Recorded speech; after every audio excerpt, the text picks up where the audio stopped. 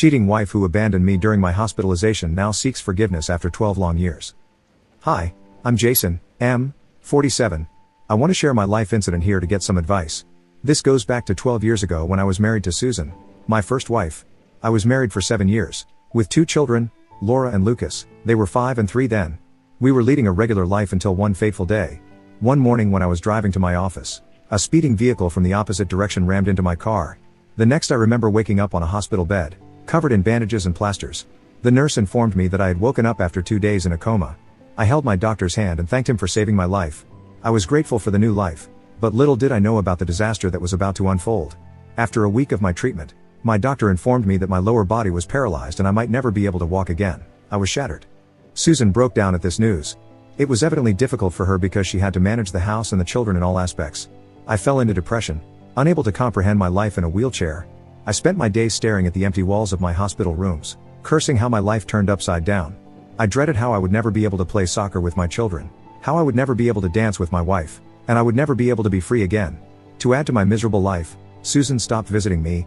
In the initial days of my stay, she brought the children thrice a week. The moments I spent with my family were the only ones I lived for. But as the days passed, her visits became scarce. I pleaded with her to get the children to visit me, but she would say that the children didn't want to meet me so often. I felt hopeless. Then one day, she handed me the divorce papers saying, "I definitely can't spend my life with a handicapped man. I'm still young and desirable. I deserve a normal man." I would be lying to say that I didn't sense that coming. I sniffed the upcoming separation when she started giving cold shoulders to me, but I didn't expect that to be so soon. A month after my accident, some of my friends informed me that they had seen Susan loitering around hand in hand with a middle-aged man, probably someone in his 50s, in the cafes and malls, during the evenings, and on weekends. Some claimed that she had an affair even before my accident, and some said that her desperation got her into a fat grumpy old man after my accident.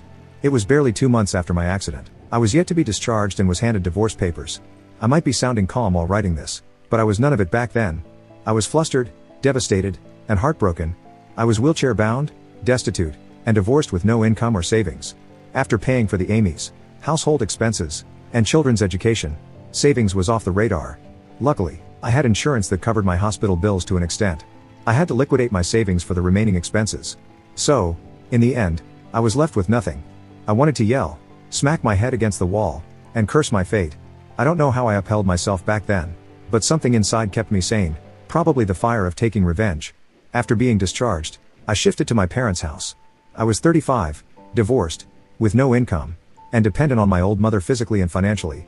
My mother was a florist. She ran a small shop in the suburbs. The little income from the shop and the pension money kept her expenses afloat. With that limited resources, she offered to support me.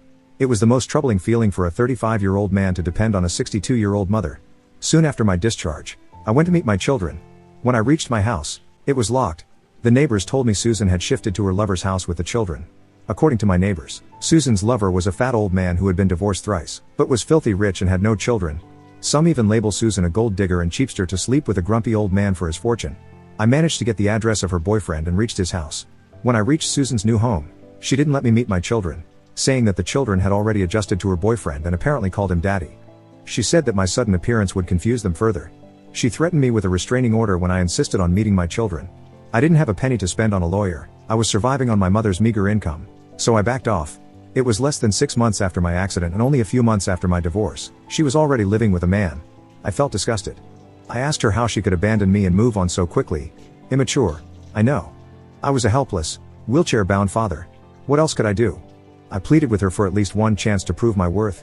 She belittled me, saying that I was a cripple and a burden in her life. I asked her if she cheated on me before the divorce because our divorce was settled a month ago, and she was already living with her lover. She shooed me, saying that it was not my business and that I should never show my ugly face to her. I kept staring at her, contemplating my 7 years of married life with that woman who replaced me with another man in a few months. I left the place with teary eyes. I went back home, feeling defeated by the humiliation. I cried like a 5-year-old in front of my mother, who consoled me. She motivated me to take charge of my life. I was clueless about my life. I was directionless. To start with, I joined my mother in her shop. I helped her make bouquets, serve the customers and clean the shop. Soon I realized that the business had a huge potential to grow, but my mother was too fragile to do it herself. I pulled out my old contacts to secure contracts with event management companies to supply flowers at the events. Gradually, I built a team and took contracts for venue decorations, and eventually launched my own event management company. It took me 12 long years to rebuild my life for myself. My mother had my back all these while. She supported me and motivated me to bounce back. A year after my accident, I learned Susan was leaving the city with my children and her lover. I rushed to the house to meet my children, but they had already left by the time I reached. Before that, I tried to reach out to my children multiple times, but Susan insulted me and chased me away every time. Susan had full custody of the children and could decide everything for them. Since I was physically and financially challenged, I could not contest joint custody. I couldn't challenge her restraining order because I was too broke to hire a lawyer. Whereas Susan had a wealthy boyfriend, Evan. I didn't know if he was already with her before my accident and, if not, how he suddenly appeared in Susan's life. All I knew was that he was a wealthy man with ample ancestral property. In the last 12 years, whenever I got any leads of my children, I traveled to meet them but failed every time. Susan threatened to get me arrested as her boyfriend had the money and contacts to get away with anything. BTW. That man didn't marry Susan even after 12 years. Although they lived together. A year ago, I finally filed for joint custody. I was waiting eagerly for my event management business to get stabilized. I filed for custody and finally managed to get 15 days. They are flying next week to my house. Although Susan did her best to object to my plea in court, I hired a good lawyer who presented my case well, and I got 15 days. Besides, my children are grown-ups now, and they were asked if they wanted to meet me and affirmed a yes. I know I can't compensate for the lost 12 years, but I wish to spend quality time with my children. As the time is nearing, I am feeling nervous and delighted at the same time. They are 17 and 15 now. I know teenagers are demanding these days. I hope that my children are not mean and toxic to the extreme. I don't know what story Susan has told them in the last 12 years, and should I tell them the truth about their mother? I don't know. Do you guys have any suggestions on this? How do I approach them? I'm super nervous and super excited. Update 1.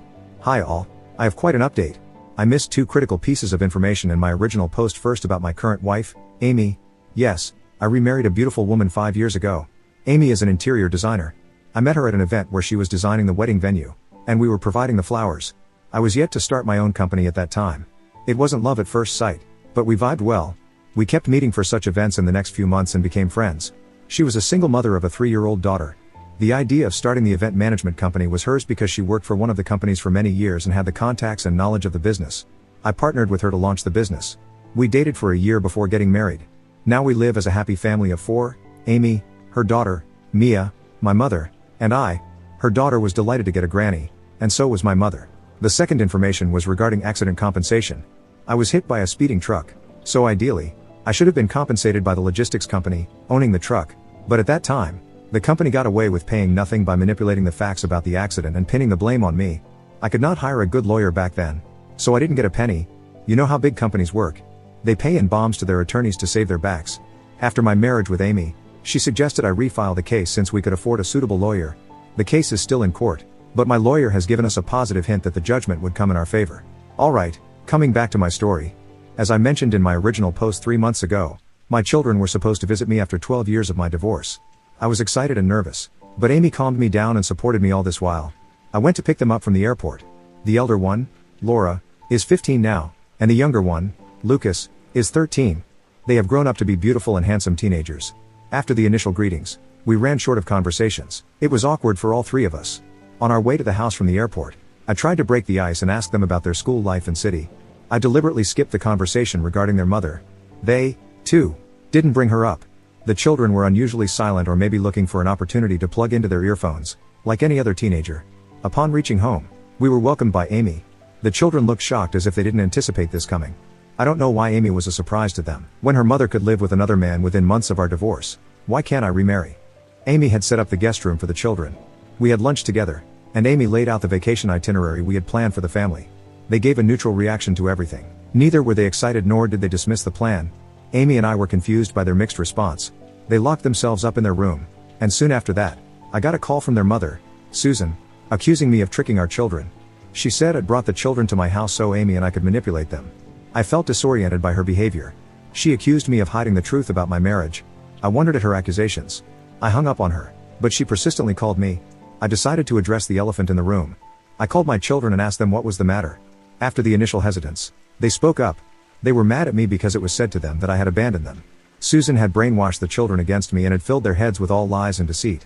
I revealed to them the exact truth that it was not Elle. Their mother jumped to another man as soon as she got the opportunity. They were kids back then, yet they remember those incidents very well. I told them how Susan disappeared with them to the old man's house and how she had threatened and chased me away whenever I tried to contact them.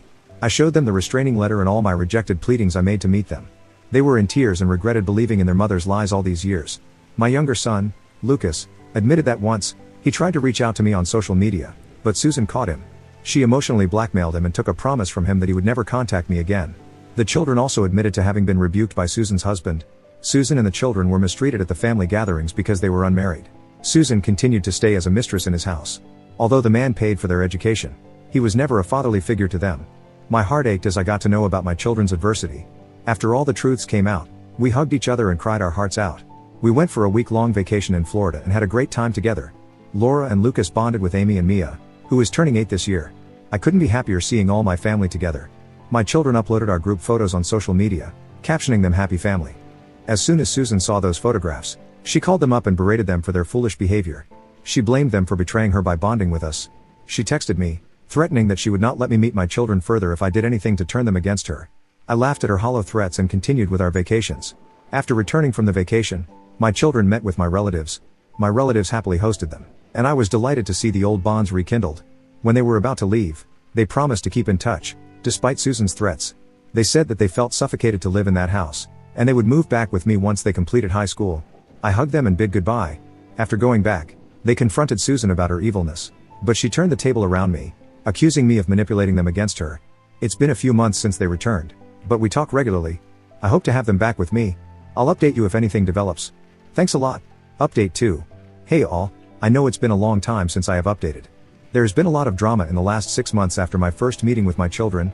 3 months ago, the impending court case with the logistic company got settled. Guess what? I got hefty compensation, not only for the accident but for the injustices in the first trial. I'm not sure if I mentioned this in the initial trial. The logistics company whose truck rammed into my car manipulated the case and pinned the blame on me for the accident. Hence, I was not compensated at all. I appealed it again, at my wife's suggestion, and won this time. I gave the news to my children, and they were equally elated. They wanted to meet me, and I promised to have them back with me permanently. A month later, Susan showed up at my office. She held my hand and asked me for forgiveness. I was taken aback at her sudden sight. She admitted that after my accident, she turned desperate. She found that old man who wanted a sugar baby. I didn't know about all these terms until I googled it on that day. The man had a few horrible experiences with a younger woman who ran away with his money after a few months, so he decided to settle with a not-so-young sugar girl, Susan, who was 32 back then. Susan had 2 children, which served as a guarantee of her loyalty. The man had stated clearly that he would not marry her and instead keep her as the mistress because he didn't want to share the inheritance with my children. Susan agreed to his terms because he promised to feed and fund their education. I asked her why she didn't get a job. She said she had never worked and was unsure if she could earn a similar lifestyle, which her lover gave her for free. She kept saying that she did everything to protect the children's future. She stood on her grounds, saying the children would have grown in poverty if she didn't take that step. I got so annoyed at her nagging that I yelled at her, saying she could have at least given me a chance to bounce back. If she was so concerned about our children's future, she should have discussed that with me instead of jumping to conclusions and deserting me without any heads up. I clarified that I had moved on and her pleadings didn't matter. She recounted all those happy moments we shared, like our wedding day, the birth of our 2 children, etc. I shrugged her off, saying I was a different person now, and all those memories had faded away. They didn't mean anything to me. She crossed her lane by saying she and my children were my original family, not Amy and Mia. She said that Mia was not my daughter and that I could never have a proper family with Amy and Mia. I felt disgusted at her cruel mind. She insisted that I take her back so the real family could reunite. I made her clear that I love Amy and Mia, and they are my real family and not her. She refused to leave my office, creating a scene. She left only when I threatened her with the police. I went back home and narrated this to my mother and Amy. Amy was naturally distressed by this, but she is a mature woman and didn't make a deal out of it. My mother said that she never liked Susan because of her selfishness. Mom even said that Susan had returned to me only because of the money I had received after the court settlement. That woman is indeed a gold digger. When my children learned about their mother's behavior, they berated her and told her to stay in her lane. I'm not sure how her sugar daddy got to know about this incident, and he had threatened to throw her away if she tried to reach out to me next time. I couldn't be more thankful to him. The latest update is that my children are moving in with me this month. They would stay with us briefly before I put them in a nearby college. They wanted to enjoy their college life and stay at a hostel. I believe we should remain connected but, at the same time, give ourselves some space to know each other. The children have abandoned Susan, and in the end, she is left with nothing but her sugar daddy. I hope she gets to enjoy the sugar until it turns sour.